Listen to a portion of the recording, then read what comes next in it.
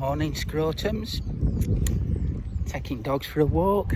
Same, fruit woods, fish ponds, Old Folk Estate. 12-hour shifts at work, not very good. Hope you're all keeping safe. But anyway, sun's out. It's time for a dog walk.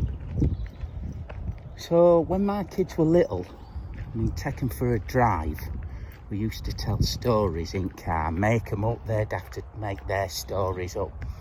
I'd just tell stories, whatever. It just helps pass the travel, with little kids in car. So they've been taking the piss and saying, "Tell us a story, Dad, tell us a story." So I posted a thing on Facebook of this video, this famous French climber, Patrick Edlonger. Sadly now he's died. This is the story of how I first met Mr. Patrick Edlonger.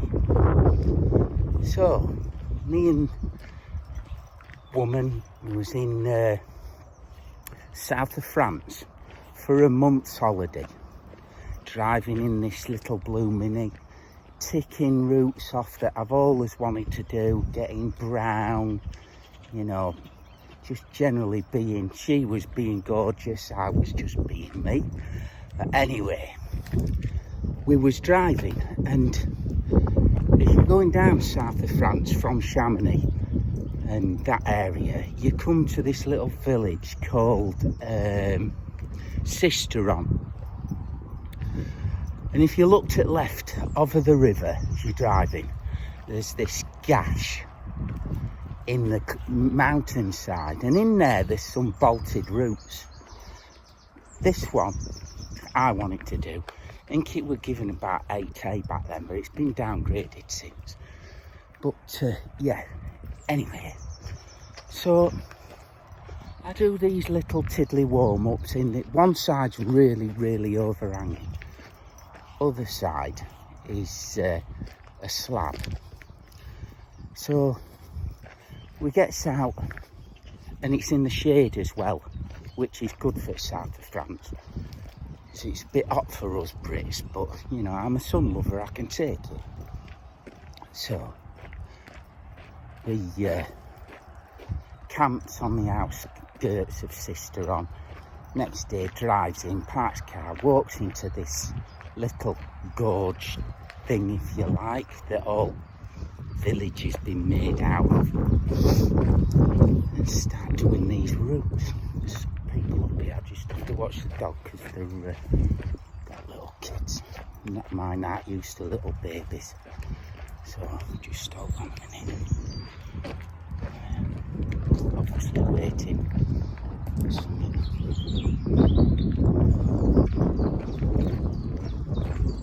Come on.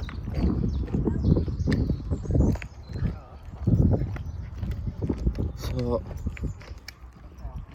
fucking dog lead sorted out now. So anyways, do the warm-ups in there, no great problem. Back then I could climb 8A with trouble, but without too much trouble, you know what I mean? When you're a hunk rock athlete. But anyways, I set off up this AT as it was back then, this finger crack, bolted finger crack, and then you traverse left along some real shitty little pockets. There's more people out. Fucking hell, I've never seen so many people out. Anyway, you traverse left along these crappy little pockets. Just get dog sorted again. Hiya. So you traverse left on these poxy little pockets, and then you go up this really steep head wall. Now, I did alright, I did a little clips in, I fell off the head wall a couple of times, and it was twisted, and I thought to myself, let's sit out in sun, let's get out in sun. So that day was just like working the route, if you know what I mean. You know, you're working the foot positions out, where to clip from, and getting the climb dialed so that when you go up on your ground to the top, I'm talking to non-climbers now, you've got to do it in the best style you can, you know. Make it look gorgeous, make it look easy, which I've always struggled with, making things look gorgeous and making them look easy. I know you're lot ants, but I tend to. But anyway, that's by the by. So I sets off, gets warmed up next day, sets off up this track, puts all clips in, does the manky traverse, puts the clips in that, does head wall, puts clips in that, lowers down, brushes it all, ready for my red point attempt. Sat down in the sun at the mouth of the gorge. Anyway, it's time. I sets off. Cruises this bottom crack, because you know, born and bred on the gritstone, I could jam as good as 95% of any American, and better than most. Oops, sun's there. Anyway, I sets off up this crag, no problem at all. Does this slopey traverse, does that, a bit sketch, but you know, fuck it, I'm on dialed in today. Just about to set off up the head wall, and bird I'm with, she's shouting, go on, and he hears this in the distance, allez, go. I think to the fucking hell's Ollie. Because when I'm climbing, I don't know about any of your other climbers, there's a dead rat there. But time tends to stand quite slow for me. You know, I've got no comprehension of it. It's like, I wouldn't say it stops, but it slows right down. So anyways, does this traverse, this troublesome clip, going up this step, it's like about, I don't know, only about 20 metres up. I've only got like 10, not even 10 metres to go, because it's maybe only 5 metres even to go. It's fucking chain here. Jesus. Anyway, I'm getting distracted from the story. I'll have to get this sorted out in a minute. Yeah, I guess. Come on, mother. Come on. Good girl. So anyways, I hear this alley. Pants out right, there's this blonde-haired and brown-haired couple. Not paying no attention to them.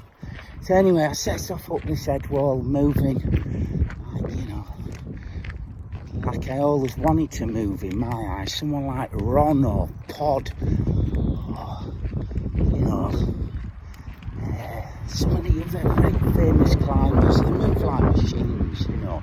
Don't look like security climbers struggling up some stuff. They're just fucking machines, just going about like walking down the street. So as I set off up this head wall, I think I'm doing alright. I do. Morning.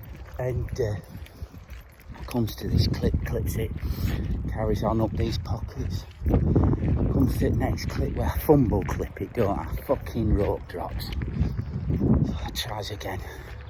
Drops the rope again, 2 fumble clips. And I'm hearing in the background, alley, go, alley. You know, she's shouting, go for it. Listen, do you fucking know what? You're getting pumped now, kidder. I'm heading for change. I've only got 2 clips. I'll make the next clip. I'll skip this clip. Fuck it. I sets off up this head wall. Moving with gusto. Gets to next bolt. One before chains. Fumble clips that. Now I've got arms like fucking Arnold Schwarzenegger's legs. And I were race skinny back then, so my forearms were burning. I think if I stop here, I'm a fucking goner.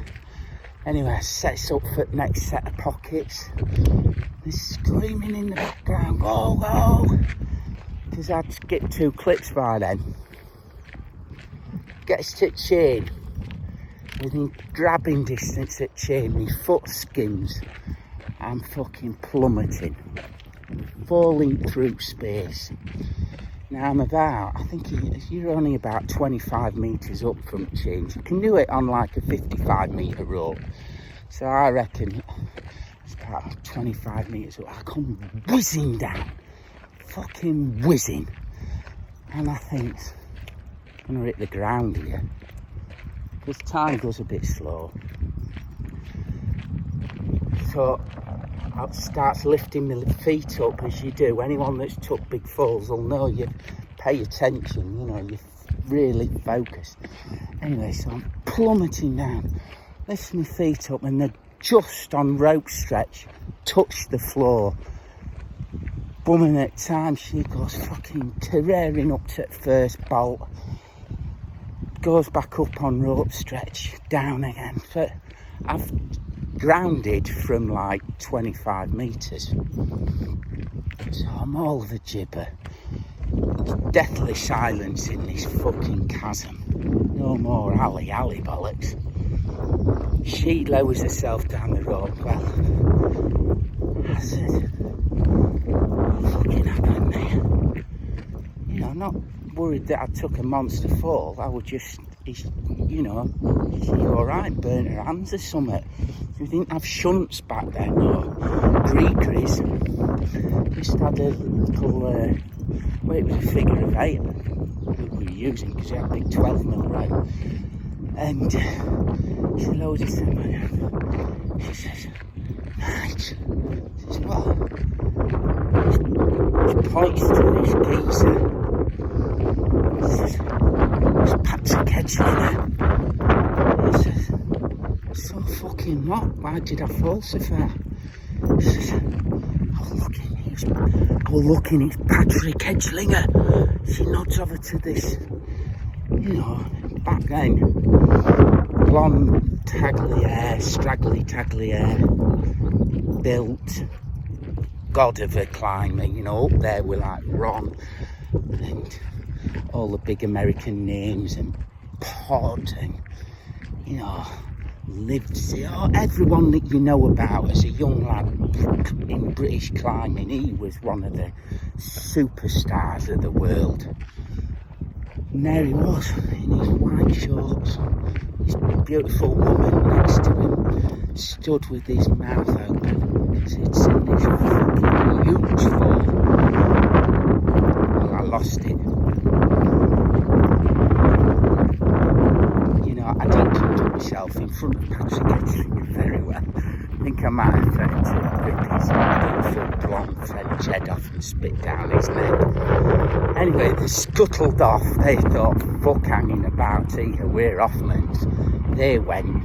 After 10 minutes of me calming down, she lowered me to the floor.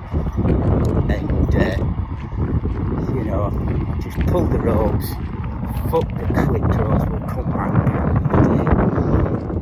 And went and back at campsite. Next day I calmed down. I thought, I'm on holiday, I'm on a tight budget, got to get my fucking clips back here. Anyways, drives to sister in the little gorge, you know. Idea, just get me clips back. Now, when I've got no pressure of the red point, I tend to, sun's right in the face there.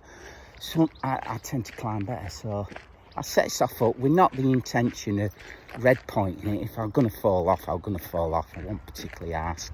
Lo and behold, I gets to chains straight off. No warm up, no nothing. Boom, done.